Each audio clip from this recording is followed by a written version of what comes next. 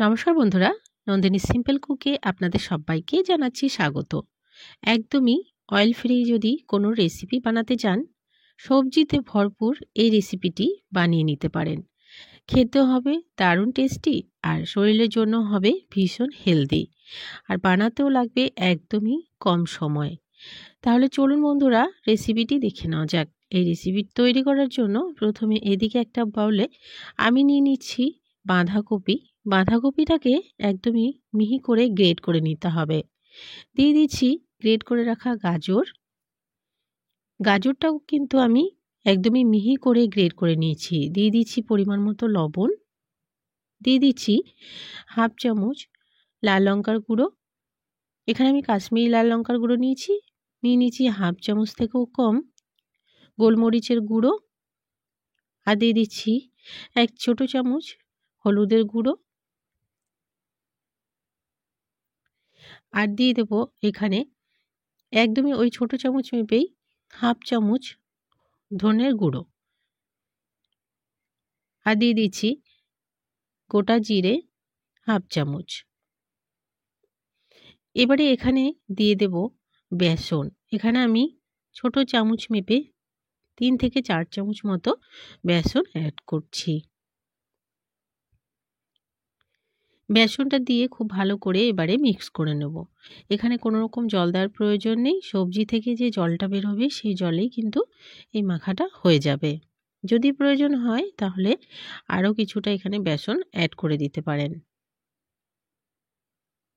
তো দেখুন পুরটা কিন্তু খুব ভালোভাবে রেডি হয়ে গেছে। কোনো রকম এখানে জল আর বেরিয়ে নেই। তো আমি আর এখানে বেসন অ্যাড করছি না।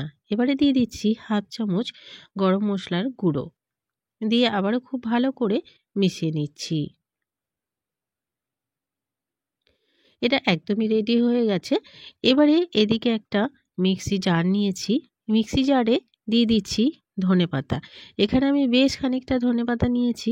ধনেপাতাটা মিক্সি জারে নিয়ে নিচ্ছি। এবারে এখানে দিয়ে দেব টমেটো। এখানে আমি একটা টমেটো একটু বড় সাইজ করেই কেটে নিয়েছি, যেহেতু মিক্সিতে আমি পেস্ট করব।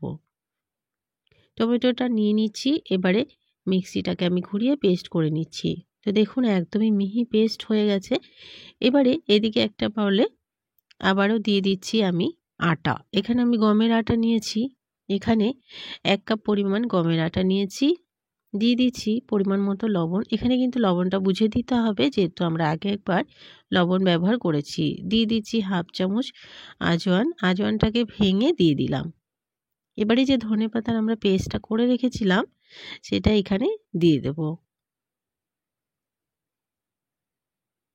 দিয়ে আটাটাকে খুব ভালো করে মেখে নেব। এখানে কিন্তু কোনো রকম জল দেওয়া যাবে না। ধনেপাতার যে পেস্টটা আছে সেই পেস্টটা দিয়েই কিন্তু আটাটা মেখে নেওয়া হয়ে যাবে।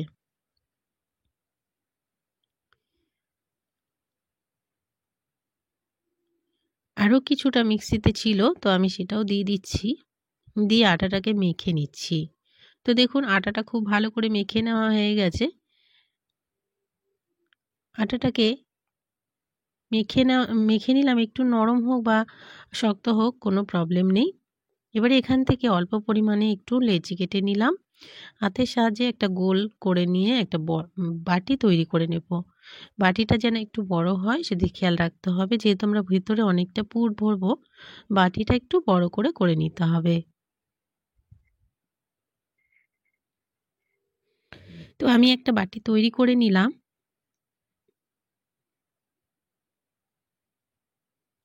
একটা বাটি তৈরি করে নেওয়া হয়ে গেছে। এবারে আমি এখানে যে পুরটা আমরা রেডি করে রেখেছিলাম আগে থেকে, সেই পুরটা একটা চামচের সাহায্যে দিয়ে দিচ্ছি। বেশ খানিকটা পুর আমি এখানে নিয়ে নিলাম। এবারে মুখটাকে বন্ধ করে দেব।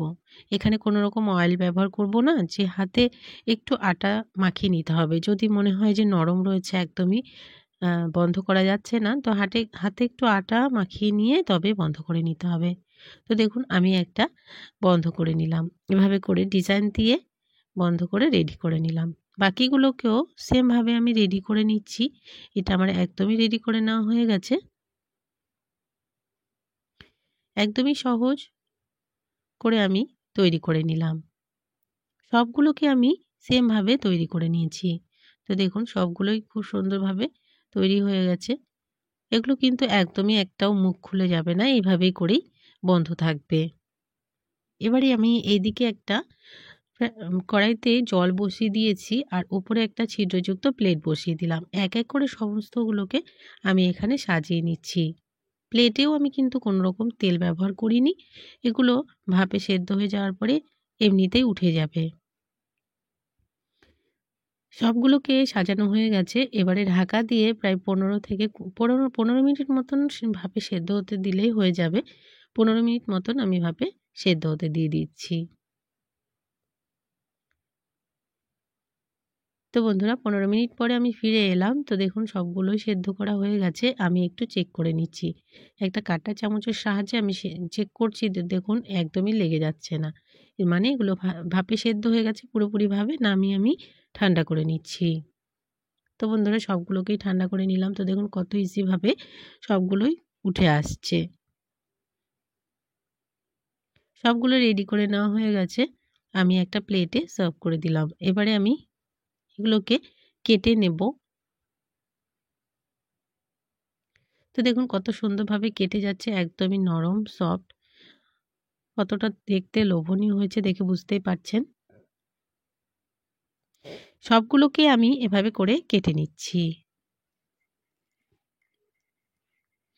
সবগুলোকেই কেটে নিলাম। কেটে আমি একটা প্লেটে সার্ভ করে দিলাম। এগুলো যে কোনো সস বা চাটনির সাথে সার্ভ করুন, খেতে দারুণ টেস্ট হয় আর ভীষণই ভরপুর সবজি। বাচ্চাদেরকেও খাওয়াতে পারেন। এভাবে করেই কিন্তু সবজিও খাওয়া হয়ে যাবে আর রেসিপিও তৈরি হয়ে যাবে। আজকের রেসিপি ভালো লাগলে একটা লাইক করার অনুরোধ রইল, অনেক অনেক শেয়ার করে দেওয়ার অনুরোধ রইল। নতুন বন্ধু আমার চ্যানেলে যদি নতুন এসে থাকেন, আমার চ্যানেলটিকে সাবস্ক্রাইব করে পাশে থাকা বেল আইকনটাকে প্রেস করে অল বাটনে ক্লিক করতে ভুলবেন না, এ ধরনের রান্নার নোটিফিকেশনগুলো সবার আগে আপনাদের কাছে পৌঁছে যাওয়ার জন্য। আজকের রেসিপি এখানে শেষ করছি। সবাই ভালো থাকবেন, সুস্থ থাকবেন।